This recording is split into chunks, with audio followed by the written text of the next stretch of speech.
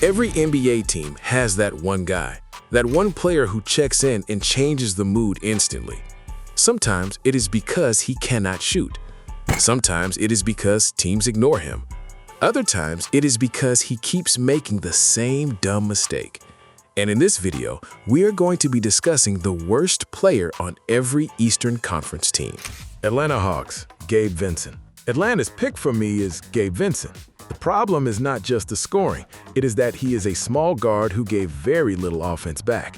He averaged only 4.4 points and 1.4 assists, and when a guard that size is not creating, not finishing, and not holding up physically, the role gets shaky fast. The criticism around him all year was that bigger players shot over him and quicker guards put him in bad spots. That is a brutal combo when your offensive value is already muted.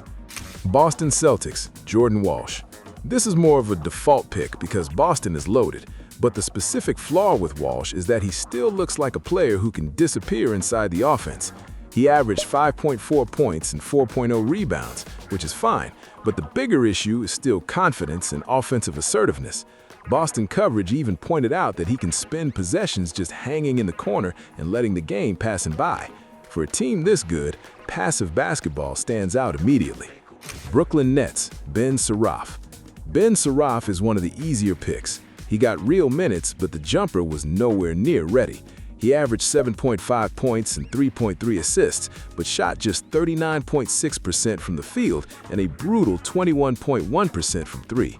That means defenders can duck under screens, sit in the lane, and basically dare him to score efficiently. Brooklyn also got the rookie version of his defense, where stronger athletes could attack him before he had the tools to survive consistently. Chicago Bulls, Patrick Williams. Patrick Williams might be the most frustrating guy on this whole list, because this is not about lack of talent. It is about 6 years in and still waiting for the aggression to show up.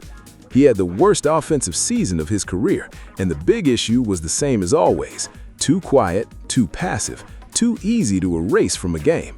At this point, the upside pitch is dead. Now it just feels like Chicago is carrying a player who still plays like he is asking permission to matter. Charlotte Hornets, Grayson Allen. This one is more about role inflation than complete disaster.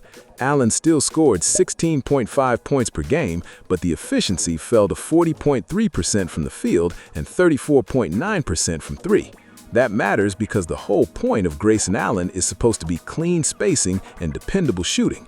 If he's taking bigger shots, handling more, and no longer punishing teams efficiently, then the role starts stretching past what he's best at. He wasn't a total train wreck, he just stopped being sharp enough at the thing that's supposed to define him. Cleveland Cavaliers, Max Strus. This is another default pick on a strong roster. Strus gave Cleveland 11.2 points, 5.4 rebounds, and 2.0 assists, so the raw production is fine. But his biggest flaw is still streakiness and self-creation limits. When the shot is falling, he looks useful and loud. When it's not, you start seeing the athletic limitations, the loose handle, and how much of his game depends on controlled chaos. For Cleveland, he's not a disaster. He's just the guy you trust the least when the possessions get tight. Detroit Pistons, Ronald Holland II. Ron Holland's issue is not effort, it's control. He averaged 8.2 points and 4.0 rebounds, but shot only 43.2% from the field and 25.3% from three. That means the jumper is still a problem, and the game can still speed him up into sloppy decisions. Detroit's own review basically said the same thing without saying it flat out. Tons of energy, tons of tools, but still way too much room for growth in discipline, decision-making, and polish. He looks like a project because he still is one. ESPN, Pistons.com. Indiana Pacers, Jarris Walker. This is not a harsh section because Indiana doesn't really have a disaster player. But if I had to pick one, it's Jarris Walker because the biggest weakness is still offensive smoothness. He did average 11.6 points and 5.1 rebounds, which is solid, but the 41.9% field goal mark shows that the scoring still comes with inefficiency.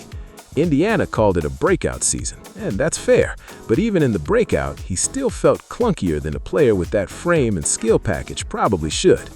Miami Heat, Terry Rozier.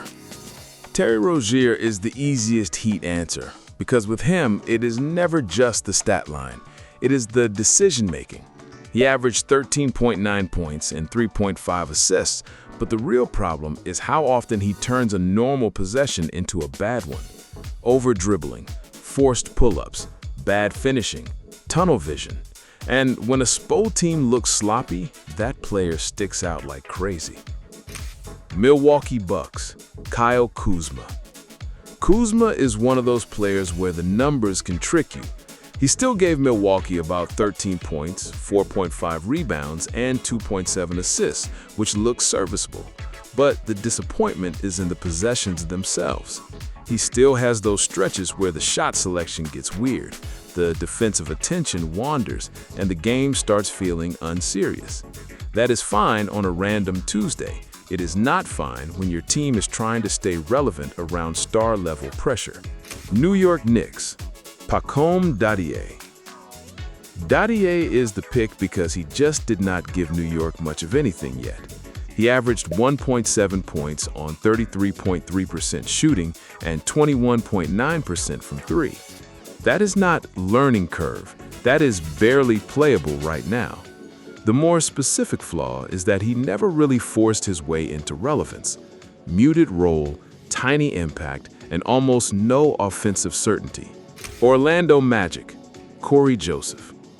Corey Joseph is here because he got starting caliber trust without starting caliber impact. He averaged 6.7 points and 2.9 assists, which is fine for a steady veteran, but fine is kind of the problem. There were postseason write-ups calling his performances brutal and saying he was barely visible despite still starting. It tells you exactly what the issue is. Too little pressure, too little juice, and too little reason for defenses to care. Philadelphia 76ers, Dean Wade. Dean Wade is more low ceiling than disaster. He averaged 5.8 points and 4.2 rebounds, and the specific issue is that he just doesn't give you much punch.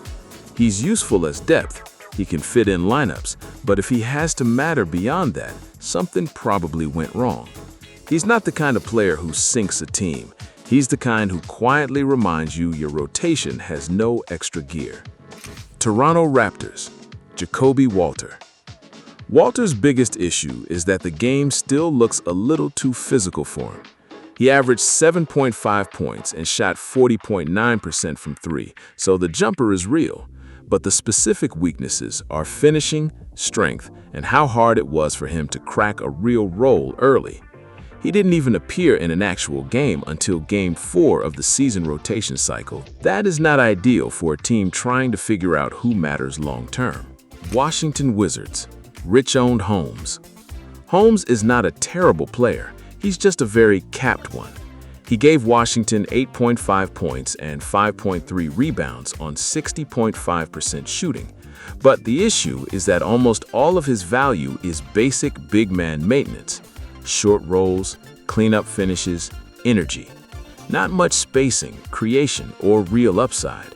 On a rebuilding team, that starts feeling more like a placeholder than a piece.